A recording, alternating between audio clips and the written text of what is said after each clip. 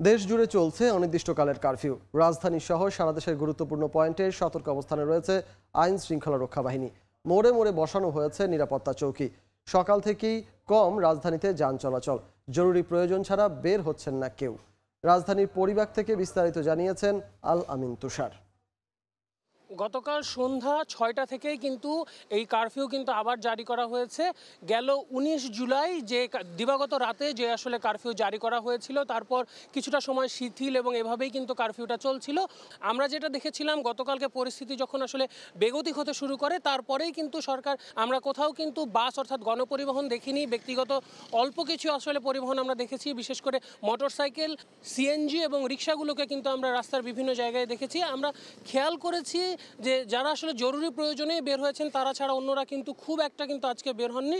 যদিও বেলা বাড়ার সঙ্গে সঙ্গে এই পরিস্থিতি কোন দিকে যাবে সেটা কিন্তু আসলে পরবর্তীতেই বুঝতে পারা যাবে। এই যে কারফিউ আইন বা সান্ধ্য আইন, সেটা কিন্তু জারি করা হয়েছে ঢাকা মহানগর, বিভাগীয় সদর, উপজেলা সদর এই জায়গাগুলোতে।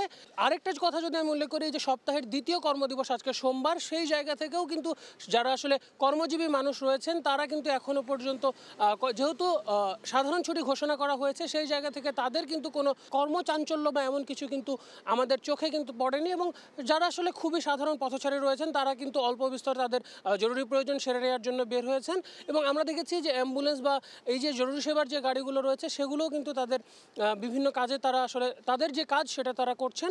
এবং আমরা দেখেছি যে আইনশৃঙ্খলা বাহিনী ঢাকার যে এন্ট্রি পয়েন্টগুলো রয়েছে সেখানে তাদের আলাদা নজরদারি রয়েছে। এবং আমরা শুধু আর্মি নয়, আমরা বিজিবি দেখেছি, পুলিশ দেখেছি এবং র্যাবের সদস্যদেরকেও কিন্তু আমরা ঢাকার বিভিন্ন জায়গায় আসলে টহল দিতে দেখেছি এবং তাদের অবস্থান আমরা দেখেছি। এই ছিল এখান থেকে, অর্থাৎ পরিবাগ থেকে আমার কাছে আল আমিন তুষার, সময় সংবাদ, ঢাকা।